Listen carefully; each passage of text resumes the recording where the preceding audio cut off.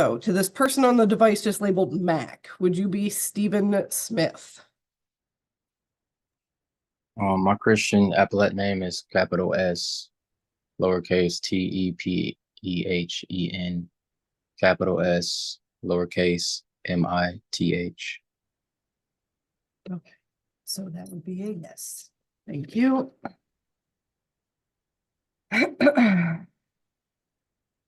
Deputy Sims.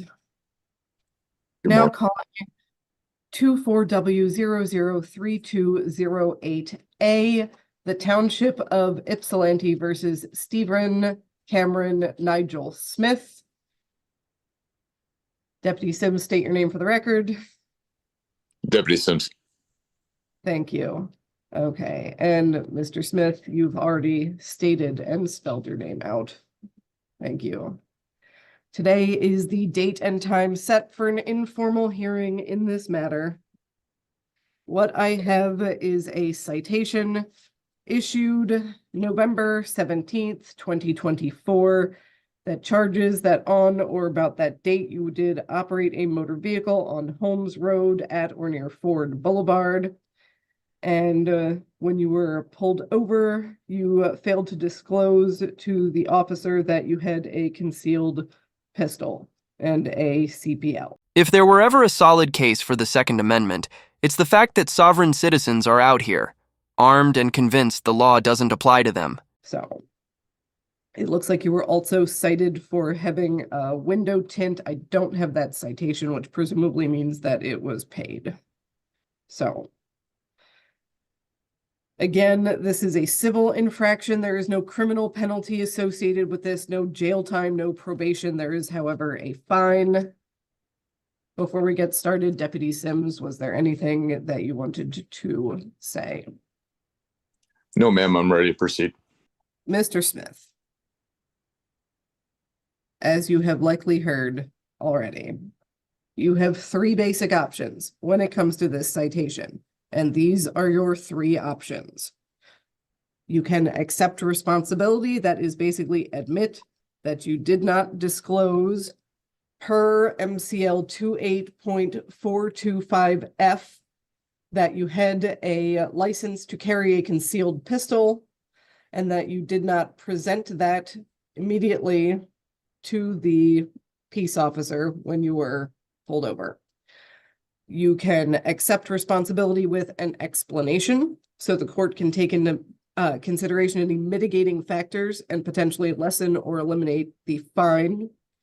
Finally, you can deny responsibility, that is, deny that you failed to disclose your CPL immediately, at which point we will proceed to the informal hearing. I will swear in both sides, take testimony, and make a decision based on preponderance of the evidence.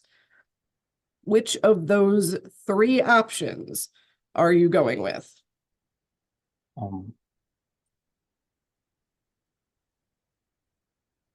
I want to, may I grant my name to the court and make the court trustee? No, you may not make the court your trustee. The court's job is to act as a neutral referee, not your lawyer, and definitely not your personal assistant or trustee. Sovereign citizens push this nonsense because if the magistrate were declared a trustee of one of their imaginary accounts, it would create a supposed conflict of interest. The idea is that the judge would then have to recuse herself, a new judge would be assigned, and the cycle would repeat until there were no judges left to hear the case. On paper, it's a clever loophole. In reality, not even close. But the option 3, as your question, I deny responsibility and I have an explanation. Okay, so if you are denying responsibility, then I'm going to swear you in and swear in the deputy, and I will take testimony from both sides. So let me explain how this is going to work. After I have sworn you both in, I am going to take testimony from Deputy Sims first, because Deputy Sims is the officer in charge of issuing the citation. That means he's basically the plaintiff in this matter, okay? Once he has finished his testimony, which you are not to interrupt, it will be your turn to testify. He is not to interrupt you either. After I've heard the testimony from both sides, I will make a decision based on preponderance of the evidence. As I stated before, that is a 49% to 51% standard. So basically, whoever's testimony is slightly more persuasive. This is not a criminal case. It is not beyond a reasonable doubt in this situation. So, do you understand? Do you comprehend everything that I just said? I do comprehend. Thank you. Okay, raise your right hand, Deputy Sims, and Mr. Smith, you will have to tell me when it's raised if you're not turning your camera on. It's raised. Do you swear or affirm that the testimony you are about to give is the truth, the whole truth, and nothing but the truth to the best of your information, knowledge, and belief, Deputy Sims? I do. Mr. Smith? Yes. Thank you. Okay. Deputy Sims, you may proceed with your testimony. On 11/17/2024, about 3 a.m., my partner and I observed a black Ford Fusion. It was on Ford Boulevard. I believe it had just turned onto Ford Boulevard with tinted windows. Proceeded after the car. It turned into the gas station there on the corner, and we followed it into the gas station and proceeded towards one of the exits. Before it returned to the road, the driver, Mr. Smith, exited and began yelling at us. At that point in time, we activated our emergency lights and conducted the traffic stop there. We made contact with him, explained the reason that we had followed behind him. And when I approached the vehicle, I looked in the vehicle and I observed a firearm on the passenger seat. At no point in time during that did I hear I have a CPL until after the firearm was located. He was detained. The CPL was verified. He was issued the citations and released. All right, that's the officer's testimony, and it's pretty straightforward. He pulled the defendant over, and the defendant failed to disclose that he had a CPL while carrying a concealed handgun. That's a clear violation of MCL 28.425B, which requires you to inform an officer if you're armed and licensed during a traffic stop. A real lawyer might have a legitimate legal strategy to fight this, but let's see how a pro-SE genius decides to handle it himself. Mr. Smith, it is your turn. I want to mention there's no damaged property or victim under sworn oath. Also, I believe I was being racially profiled. I had been pulled over, which I did stop, and I was let go because I wasn't suspected of any crimes, just as I wasn't suspected of any crimes by him as well, as he mentioned. We had sat in the intersection, which I was in the middle of a DoorDash, and I wanted to get on my phone to see where I was at. When I looked away from my phone, I seen him, the officer, and another deputy, or whoever it may have been, an officer, also sitting in the middle intersection for about 30 seconds, maybe to even 60 seconds. So he could see me through my windshield. While I believe it was racial profiling, considering the area we were in, it wasn't the best area. So when I pulled, which I did use my turn signal, and it was a stop sign, or it was a light, a signal light. So when the light turned green, I turned right with my turn signal. I also turn signaled into the gas station, which I was going to stop to check my phone because, like I told the officer that had pulled me over 10 minutes before, which I'm sure he heard on the radio call, I was door dashing, which I had admitted to both of the officers. He called another officer in response to what he calls me pulling myself over. He never admitted to pulling me over. He said I pulled myself over. I got out the car to explain myself that I was door dashing and that I felt like I was being harassed because I was just previously pulled over. I did not have a firearm on person, and he didn't have a reason to suspect me of any crimes or try to search my vehicle. I was illegally searched on person without my disclosure. I told him I don't consent to any searches, and they were digging in my pockets. I have a legal license, and I'm not suspected of any crimes. So You were pulled over because of a suspected offense. Illegal tint on your front windshield, just like the officer said. Now, I know you think you were stopped because you're black, but later in this same video, you admit there was tint on your windshield.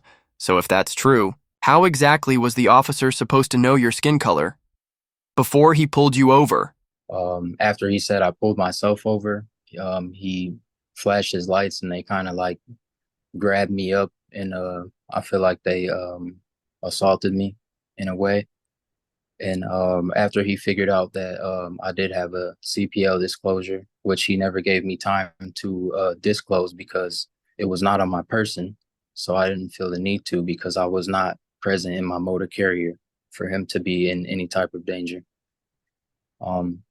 After he sat me in the car, which I feel like I should not have been detained that way, for about 15 minutes, they let me be on my way with a citation, and I don't believe I deserve the citation. And he doesn't have any evidence of the situation.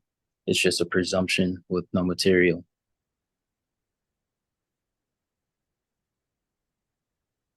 Does that conclude your testimony? Yes.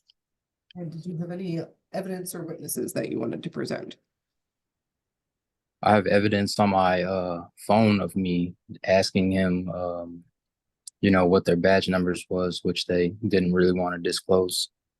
So I had to look it up on the internet. I have a dash cam, but it was not running at the time.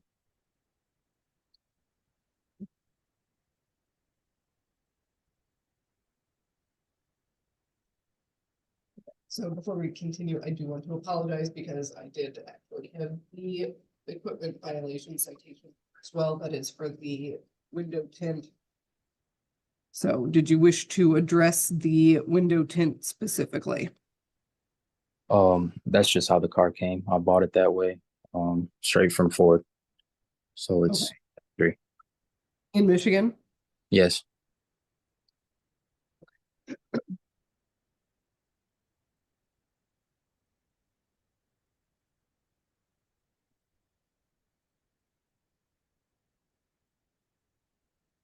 Deputy Sims, since I don't think I specifically asked you about the tint either because I had misplaced this on my desk, do you wish to address the window tint? Yes, ma'am. I'm sure you're aware that no vehicle that comes from the factory has front window tint on it. During his first testimony, he admitted to having window tint and said that we saw him through the windshield, which is not possible at night, but he admitted that there was tint. May I add something? You may. There's they didn't test any window tint for any type of darkness issues or anything like that. It was just kind of an excuse, because that wasn't the first reason that he told me that he pulled me over. It wasn't for window tint, and you can disclose that through the video of his own body cam. They said that they pulled me over because he presumed that I was trying to turn around in the parking lot or evade him, but I was door dashing, like I told the officer that pulled me over before.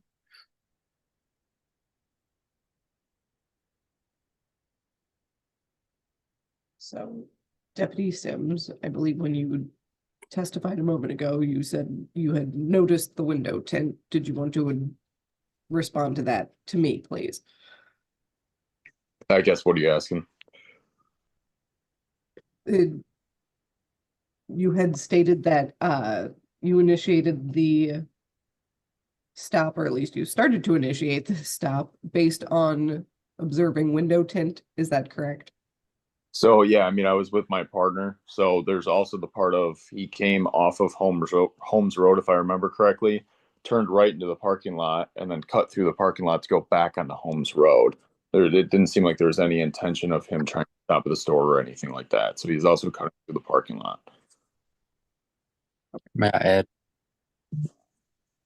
You may. I did not tried to cut through the parking lot, as I mentioned before, and prove to the officer before I was door dashing. And if I would have been on my phone, then he would have tried to get me for that as well. So I safely pulled over to where I could view where I was. And it was his presumption that I was trying to turn around in the parking lot, but my car wasn't parked. In that last segment, he made both a solid argument and a flawed one. Let's start with the bad. He shouldn't have claimed that. The legality of his actions depends on the officer's statement about not pulling him over for window tint. First, he has no audio or video to support that claim. Second, even if he did, it wouldn't matter. The admission of having tint on the windshield, combined with the fact that any tint on the front windshield is illegal in Michigan, gives the officer probable cause to make the stop. The good argument he made was that they didn't actually test the tint on the windshield. He could have easily said he had tint when he didn't, and that would have been enough to get him out of the minor violation. But even that doesn't excuse the other violations he committed, and that wraps up the video. If there are any updates, down the road I'll be sure to let you know. If you liked the video, hit the like button. If not, hit the dislike, but don't forget to drop a comment below and subscribe with notifications on so you never miss any of my content. And once again, thanks to Raycon for sponsoring this video. I'm Justice Executed.